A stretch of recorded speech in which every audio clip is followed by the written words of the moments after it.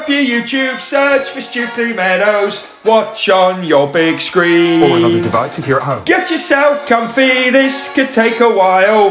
What a happy scene. Something new every day for your long-term memory. This is so exciting, it is nearly time for a Stukeley assembly.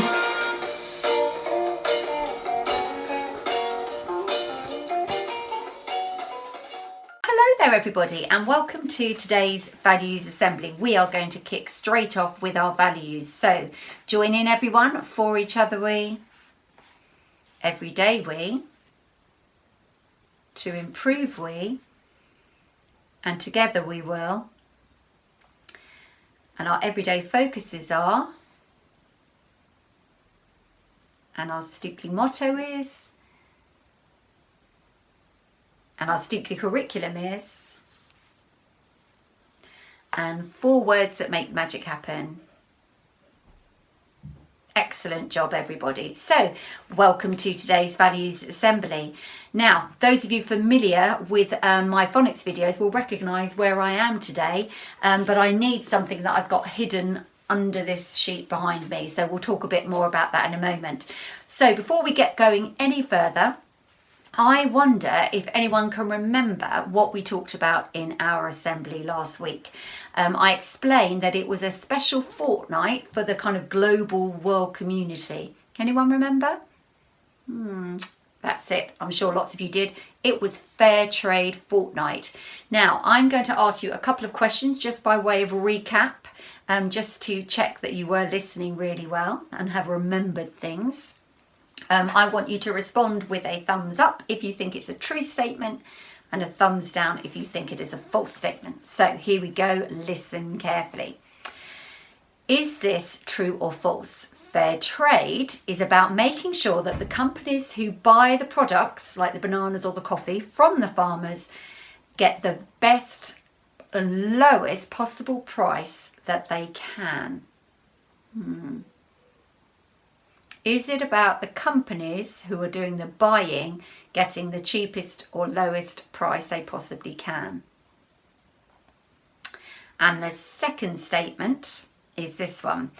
Fair trade helps to make sure that the communities or the farming communities in those countries that are producing maybe the bananas or the chocolate or the coffee are better served with clean water supplies, schools for their children, and better access to medical services. So does fair trade help to ensure that those communities have better access to all of those things? Is that a true or a false?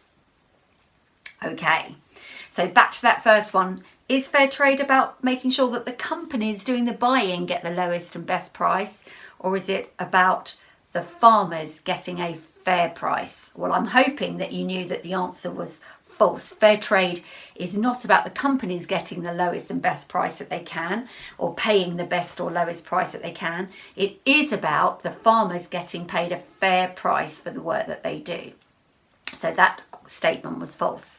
The second statement about fair trade making sure that farming communities in those producing countries have better access to medicine and education and all of those things is absolutely true, and fair trade helps to support those initiatives. So those were the key things that we discussed last week about fair trade. Now, that I think is something worth remembering.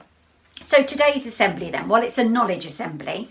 You may or may not have been aware, well, hopefully you were aware that yesterday was the 1st of March, but what you may or may not have known was that actually the 1st of March is a special day for a particular UK country. So one of the countries that formed the UK, it was a special day for them. I wonder if any of you know what that special day was. Any ideas? For those of you that don't know, yesterday was actually St. David's Day. I'm not going to say anything more about it just now, but I decided that I would ask some of the year ones if they had any ideas. Shall we see what they said? So here we are with all the year ones. They are primed and ready to go. They think they are going to guess straight away who our assembly is about, and we've got a series of clues to help them. Let's see how many of the clues they need. Okay, first of all, we have Chloe. Chloe, can you show us clue number 1? Show the other children. Turn back. Right, year 1s, do we know who this patron saint is? No. They don't know. Okay, I'm going to tell them that patron saint is Saint David. Right, Chloe, put it down. Next clue. Oh, next clue, hold it up. So, we've got some clues. Saint David is the patron saint of which UK country? Okay, so show everybody else, Chloe. There's a clue to which UK country he's a patron saint of. Any idea? No. Okay, put it down then, Chloe. Right, Ezra, show us the next clue. Show it to the children. Here's another clue. Any ideas which country yet? Still no idea. Right, pop that one down. Do you want to show us the next one, Elijah? Have a look. Make sure Zoe can see. Any ideas? That's the flag for the country. Do we know which country in the UK it is? Still no idea?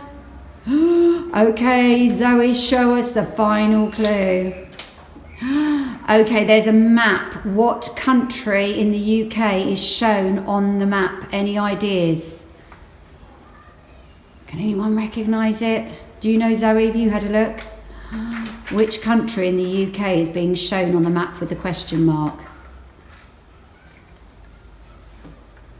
Oh my goodness. They are not sure, everybody. So, you now have seen all the clues. Pick them up and show the children at the assembly one more time. You've seen all the clues. Patron saint is Saint David. What country in the UK is he the patron saint of? Well, let me tell you afterwards. Okay, thank you, year 1. Over and out.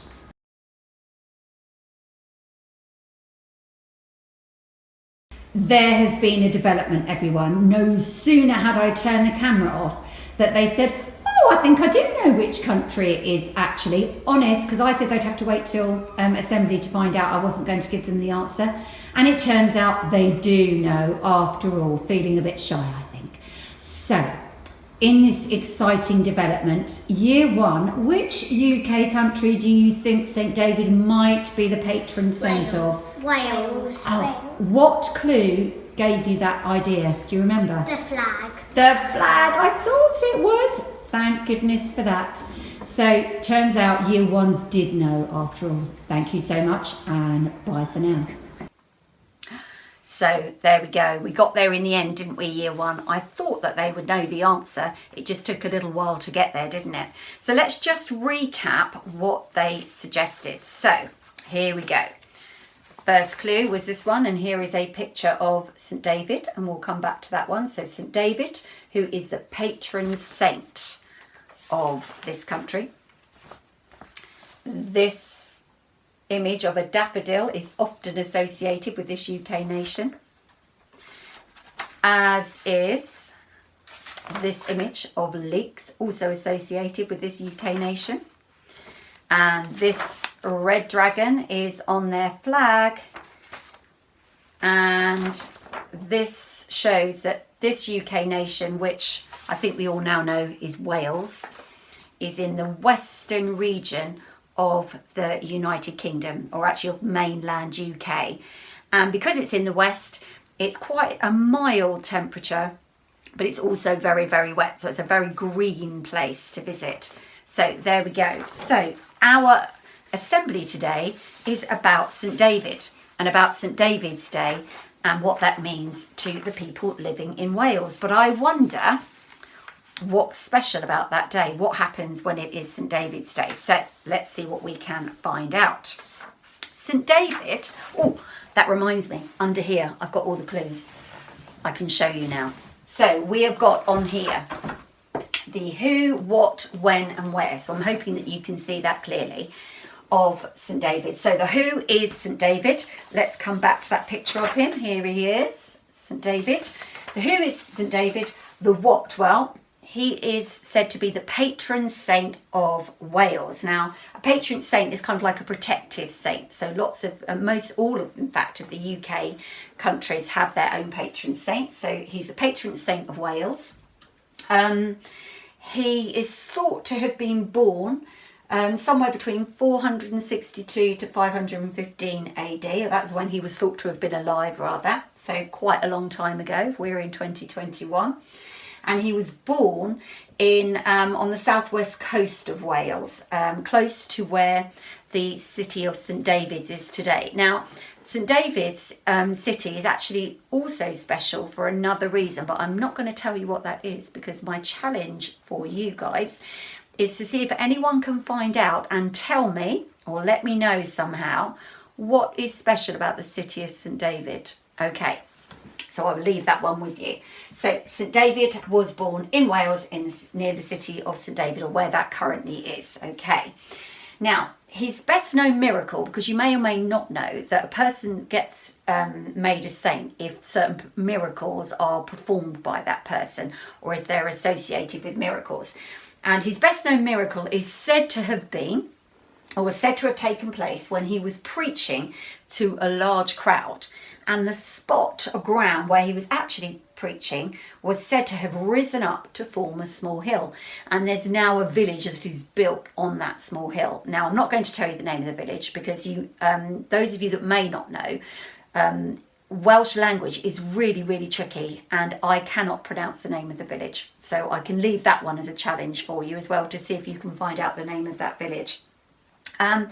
And as a part of that miracle, not only did the ground, or was the ground said to have risen up to form this small mound, a dove, and I've written dove here, was said to have settled on his shoulder. And that has become an emblem that we associate with St David. And you'll see on that picture of him that he has a dove there on his shoulder. So the dove is also associated with St David. I'll come back to this bit here about the leeks in a moment. Now, what happens then? So what happens in Wales during St David's Day? What's part of that celebration? When we talked about Robbie Burns, do you remember we talked about Burns Night? We talked about some of the things that happen as part of that celebration. Well, in Wales on St David's Day, there are often lots of country festivals and dances, all with a dragon theme because of the Welsh dragon that's on their flag. I don't suspect they're happening this year, but who knows? Often children at school will take part in concerts, or Eisteddfod they're called.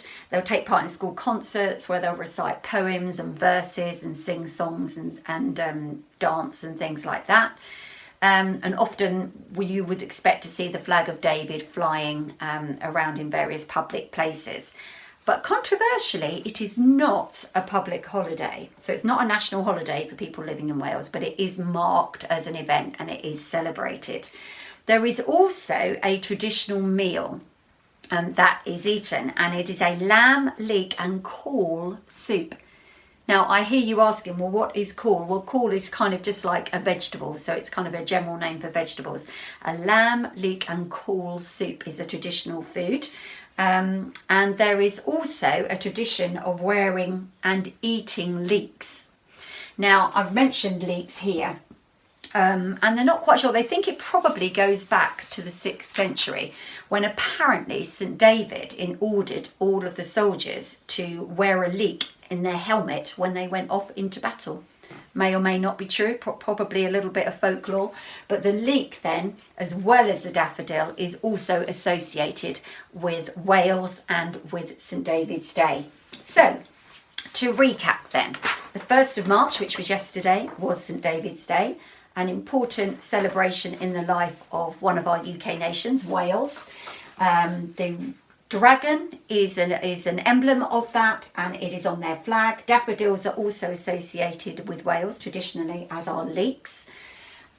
St David is a patron saint, probably around sometime in the 5th or 6th century. And to celebrate, lots of dancing and lots of eating of soup.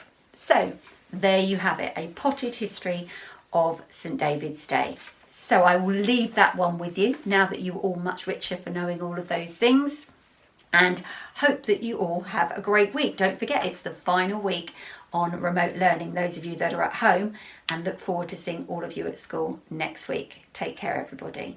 Thank you, Mrs. Stevens, once again for a brilliant values assembly, and thank you, Year Ones. Great to see some of you on the screen. Really quickly from me today, no Stukeley birthdays today, but we have got some tomorrow. But I am putting a shout out to the brand new Stukeley Twitter account at Stukeley Reading. It's going to have AR updates on there. It's going to have quiz updates on there. We're going to talk about the Oakleaf Bookshop on there. It's going to give you book recommendations. It's going to be brilliant.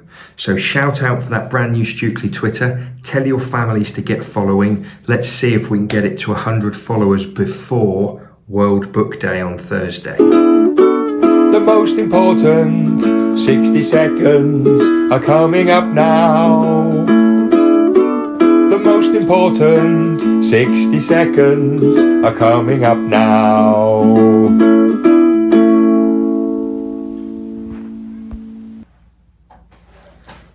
Oh, they get worse, don't they? We're all back to school next week, Monday, Tuesday, Wednesday, Thursday, Friday, Saturday.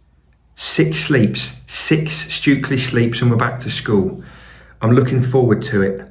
But today, your families will get sent an email. They'll get a parent mail, which is called the Encyclopedia. And an encyclopedia is lots of information, lots of knowledge about Stukeley. And it will tell everybody about Stukeley Meadows coming back to school in 6 sleeps time. Make sure your families have read it. Make sure you know the important children-y bits about it. And I cannot wait to see you all in 6 sleeps back where we belong.